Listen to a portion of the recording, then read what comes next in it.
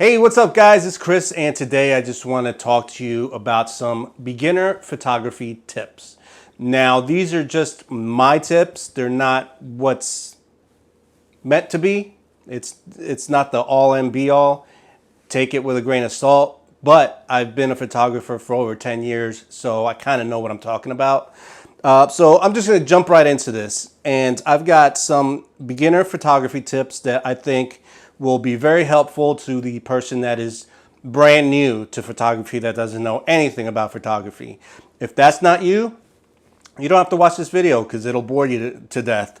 So let's go ahead and get started. The first, and these are not in any order whatsoever.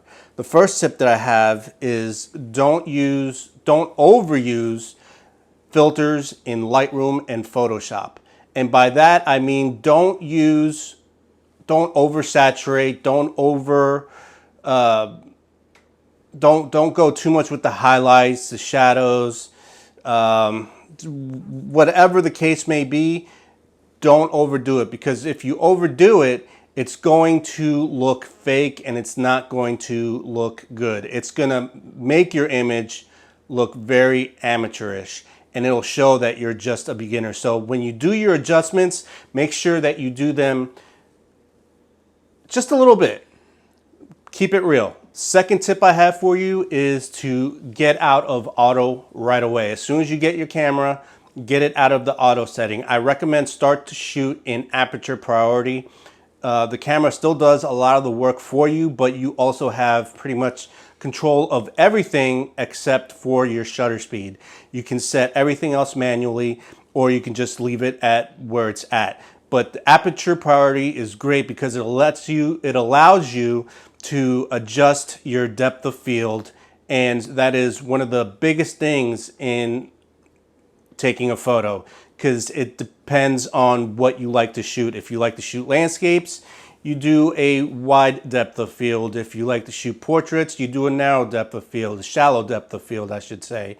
And that will really make your images pop. So playing with the aperture priority, I think, is the best for you to start off with. Next tip that I have for you is to read your manual. When you get your camera, a lot of people just like to start to shoot right away. What I suggest is just, even if you just skim through it, just read your manual quickly, if anything at all, just so you get the basics on how your camera works. You're going to need to know these things if you want to advance in your photography. The most important thing that you can do is practice. Practice, practice, practice. Shoot all day. Not all day, shoot every day, shoot something. Shooting something is better than shooting nothing. I would recommend shooting everything and anything you can. Do that over watching videos. If you want to watch YouTube videos, I suggest you watch the technical aspects of photography and not the artistic views of other photographers. By that I mean you want to study what ISO is, what your f-stop is, what your shutter speed does, things like that. You want to know. Those are the technical aspects. Everything else is secondary. So just get those things down, get out there and start shooting. When you get your camera, you usually get it with a kit lens. Usually the 18 to 55 is what normally comes with your camera. Different manufacturers set up different kit lenses for different cameras. So the Nikon that I got came with a 24 to 120 lens. It's not really considered a kit lens, it's more of a bundle, but that's the lens that came with my camera. It's a very good lens, in my opinion. Others may say different. But usually what you'll get is an 18 to 55 kit lens, if it even comes with a lens at all. If it doesn't come with a lens, then it depends on what type of photography you want to shoot. But when you get your lens, just use it, use it, use it, use it. Now, when you first purchase your camera, you want to make sure that you purchase the camera that you like. And by that, I mean the manufacturer. So you want to make sure that you are comfortable with the manufacturer that you're going with. I say this because when you start to buy lenses, it's an investment. So say you buy a Canon and you have 6 or 7 lenses that you have invested into that camera system. Say you end up finding out that you like Nikon or Sony better, Fuji, whatever it may be. Now you have to not only sell your camera, but you also have to sell your lenses. So you're pretty much starting over. And that's something that you don't want to do because you're going to end up losing money in the long run. So make sure that you test out all the different cameras. A good place to do that is Best Buy. You can go and check them all out there. And it'll really give you a good feel of what it is, what kind of camera system feels most comfortable to you. Now, when it comes to lens choices, there's a bazillion types of lenses. When I say bazillion, I'm exaggerating. There's a lot of different lenses that you can get. You have prime, you have zoom, you have wide angle. It depends on what you like to shoot. If you find out after you get your kit that you like to shoot portraits, I would recommend going for prime lenses. They're very sharp and they're very good at creating bokeh. Bokeh is when your subject is in focus and your background is extremely out of focus. You have a shallow depth of field, and this creates a very aesthetically pleasing image. If you like to shoot landscapes, zoom lenses might be good. You can zoom in and out to get what you want into the frame. And there are cheaper ones and there are more expensive zoom lenses. It all depends on what you want. But if you were going to do landscapes, I would suggest getting zoom lenses. If you're going to shoot portraits, what I recommend is that you study and practice your rule of thirds. Your rule of thirds is simply a tic-tac-toe box. And what you want to do is you want to place your subject at the intersection of one of those boxes. And that is what makes the photo look aesthetically pleasing. Again, what you want to do is practice, practice, practice. I can't stress that enough. It's one thing to watch a whole bunch of videos. It's another thing to get out there and actually shoot. So make sure you're out there practicing. When you're out there shooting, you want to practice with natural light only. This is just my suggestion. I think that the best way to learn is to shoot in natural light.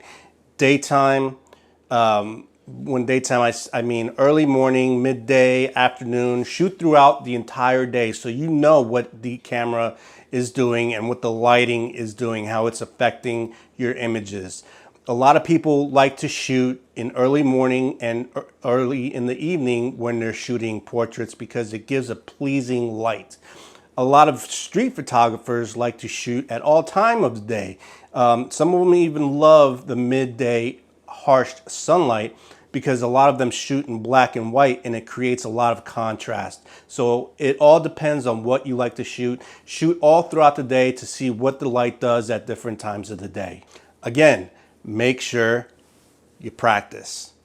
Another thing you want to do is make sure to get yourself a tripod. A tripod is great for portraits and they're great for landscapes. As a matter of fact, they're pretty much recommended for landscapes. Now, when you first start out, you don't need to go and shell out $300, $400, $500 for a top of the line tripod. A good tripod for 60, 70, 80 bucks, anything less than 100 is good for you to start out with. So you can go to Walmart or whatever store that is around you and you can just go ahead and pick up a tripod. It'll be good for you just for starting out. A few years down the line, once you get recognition and you start getting jobs and you need that better tripod, then you can put some money towards that. But until then, I recommend that you just get a cheap tripod and it'll serve your purposes just fine. Now, this tip, I believe, is the most important tip. If anything, take this one to heart. Make sure that your subject is in focus. The worst thing that you can do is take a picture, get back home, and find out that your subject is not in focus. There is not a program in the world, no matter what they say, that'll put that subject into focus. So make sure that when you are shooting, that your subject is in focus. You have that screen on the back of your camera for a reason. And there's a lot of ways that the camera can help you focus on your subject. What you want to do is make sure that if you're shooting a person, the eye closest to the camera needs to be the sharpest. That is what you want to focus on. It'll create a nice focused on the subject, and if you're shooting at a shallow depth of field, it'll blow out the background. That is what you want. For instance, I shoot my portraits with a 50mm 1.8. It'll create a really shallow depth of field, but you have to be careful to make sure that you keep that eye in focus, because the depth of field is not very much. It's really shallow. So you have to make sure that you watch your focus. That is the most important thing that you can do. If you're doing landscapes, up your f-stop. What that'll do is it'll make everything in focus. Your foreground, your middle ground, and your background should all be in focus when you're shooting landscapes. So I suggest shooting at f16. That way you know that everything is in focus. So those are my tips for today. If I missed anything, if you have any questions, please leave a comment in the comment section below. Don't forget to like and subscribe and hit that bell icon so you know when a new video comes out. This is Chris. You can check out my website, chrisperlo.com, and I will talk to you guys next time. See ya.